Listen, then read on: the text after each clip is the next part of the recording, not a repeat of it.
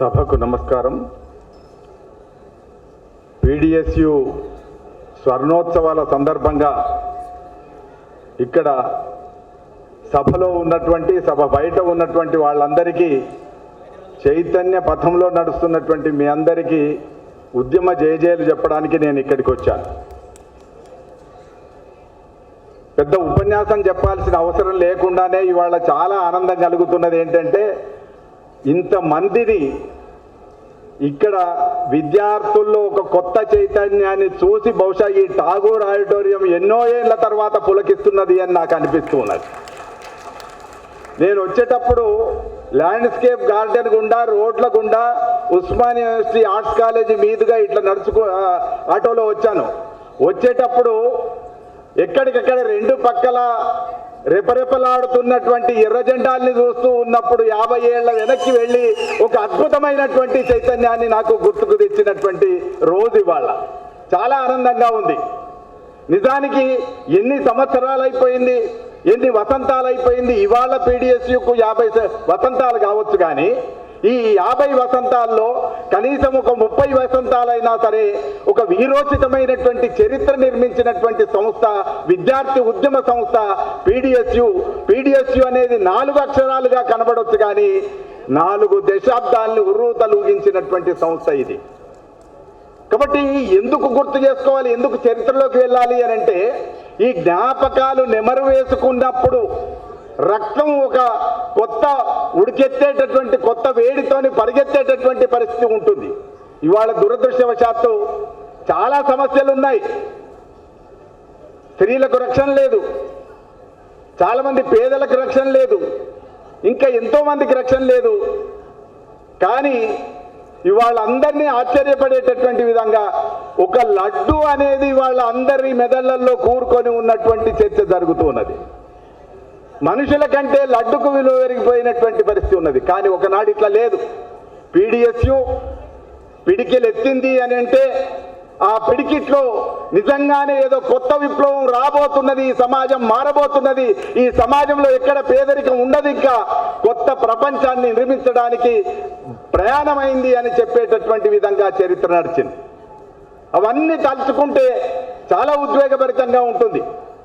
ఎక్కడైనా సరే ఒక చిన్న పిలుపిస్తే వందలాది మంది ఆ రోజుల్లో వీళ్ళంతా వెళ్ళేవాళ్ళు.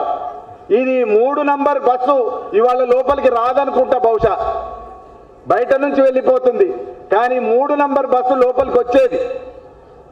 3 నంబర్ బస్సు దగ్గరికి వెళ్ళి పీడిఎస్యు నాయకులు ఎవరైనా సరే దగ్గరికి వెళ్ళి, మా వాళ్ళంతా పరిషత్తాలకు వెళ్లాల్సి ఉన్నది అని చెప్పి ఆ బస్సును 3 నంబర్ బస్సును ఇక్కడి నుంచే మళ్లించి ఆ బస్సులో నిండా విద్యార్థుల్ని తీసుకొని సారస్వత పరిషత్ హాలుకు వెళితే సారస్వత పరిషత్ హాల్లో జరిగేటటువంటి సభ ఉద్విగ్నంగా జరుగుతూ ఉండేది. బస్సులన్నీ అక్కడ ఆగి ఉండేటటువంటి ఒక రోజు నాకు గుర్తొస్తూ ఉన్నది. రాత్రి మెస్సులు విద్యార్థుల కోసం ఎదురు చూసేవి, బస్సులు విద్యార్థుల కోసం ఎదురు చూసేవి. పిడికిళ్ళు పట్టుకొని నడిచేటటువంటి విద్యార్థులు ఒక హోరులాగా, ఒక ప్రభంజనం లాగా, ఒక చైతన్య కెరటం లాగా వస్తూ ఉంటే వాళ్ళను మోయడానికే బస్సులు ఉన్నాయా అని అనిపించేటటువంటి పరిస్థితి ఒక రోజున ఉండేది. కానీ ఇవాళ దురదృష్టవశాత్తు ఇవాళ ఇక్కడ తీసుకొచ్చిన విద్యార్థులు కూడా లోపల కూర్చునేటటువంటి పరిస్థితి లేదు. అయినా నేను సంతోషపడుతున్నాను. ఎందుకు సంతోషపడుతున్నానంటే, వాళ్ళను ఠాగూర్ ఆడిటోరియం దాకా తీసుకొచ్చినందుకు పీడిఎస్యులో పనిచేసేటటువంటి అందరికీ నేను ఉద్వేగపూరితంగా కృతజ్ఞతలు చెప్తూ ఉన్నాను. ఇక్కడ కూర్చున్న వాళ్ళకి ప్రత్యేకంగా ధన్యవాదాలు చెప్తున్నాను. కానీ బయట పోయిన వాళ్ళని చూసినా కూడా వాళ్ళని ఇక్కడ తీసుకురావడం వాళ్ళ సక్సెస్కు నిదర్శనం. వివిధ కళాశాలల నుంచి, వివిధ సెల్ ఫోన్ల నుంచి రకరకాలుగా బందీ అయి ఉన్నారు. భావాల పరంగా కూడా బందీ అయి ఉన్నారు. వాట్సాప్లలో పెట్టే సందేశాల మధ్యన మునిగిపోయి ఉన్నారు. అనేక మూఢనమ్మకాల మధ్యన ఉన్నారు. ఇవాళ శాస్త్రీయ విద్యా విధానం లేదు, సైన్స్ లేదు, ఇంకొకటి లేదు, కవిత్వం లేదు, శ్రీశ్రీ లేడు. ఆనాడు ఎక్కడ పీడిఎస్ సభ జరిగినా కూడా పావన నవజీవన బృందావన నిర్మాతలు అని విద్యార్థుల్ని సంబోధిస్తూ ఉంటే విద్యార్థుల చప్పట్ల మధ్యన ఆ కవితా పంక్తులు ఆకాశంలో మిన్నంటేటటువంటి పరిస్థితి ఉండేది. అవన్నీ గుర్తుకొస్తున్నాయి. అవన్నీ తిరిగి రావాలని కోరుకుంటున్నాను. అట్లాంటి ఒక చైతన్యం, ఒక హోరు, ఒక స్రవంతి, ఒక పోరాట ప్రభంజనం ఇవాళ తిరిగి రావాల్సినటువంటి అవసరం ఉన్నది.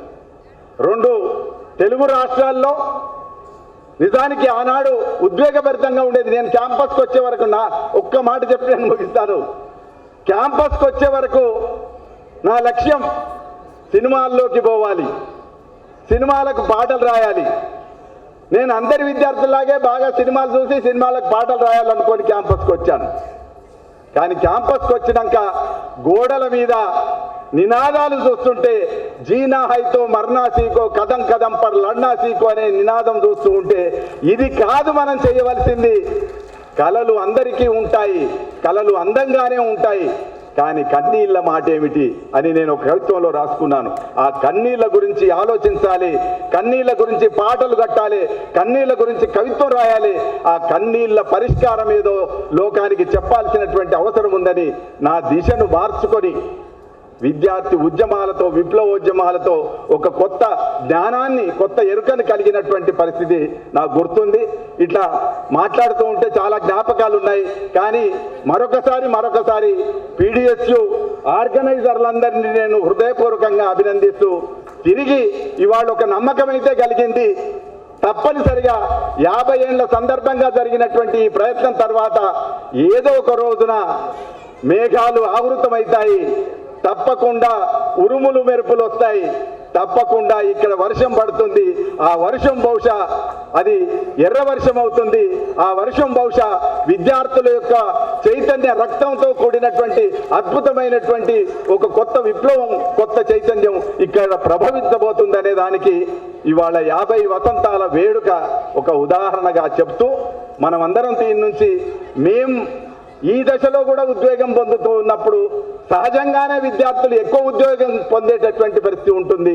కనుక ఉద్వేగంలకు లోనై జ్ఞానాన్ని నేర్చుకొని చైతన్యాన్ని ప్రసారం చేయడానికి ఇవాళ అన్ని కళాశాలలకు తిరిగి వెళ్లాల్సినటువంటి ఒక అవసరాన్ని 50 వసంతాల సందర్భంగా మనం పిడికిలతో పాటు ఒక సంకల్పాన్ని మోసుకు వెళ్లాల్సినటువంటి అవసరం ఉన్నది అని చెప్తూ, నాకు ఈ అవకాశం ఇచ్చినందుకు హృదయపూర్వకంగా PDSU ఆర్గనైజర్లకు నమస్తే, ధన్యవాదాలు. PDSU వర్ధిల్లాలి. PDSUలో ఏదైతే విప్లవ చైతన్యం ఉందో అది నిరంతరం వెలుగుతూ ఉండాలి, అది నిరంతరం ప్రభంజనంగా మారుతూ ఉండాలని కోరుకుంటూ నమస్తే.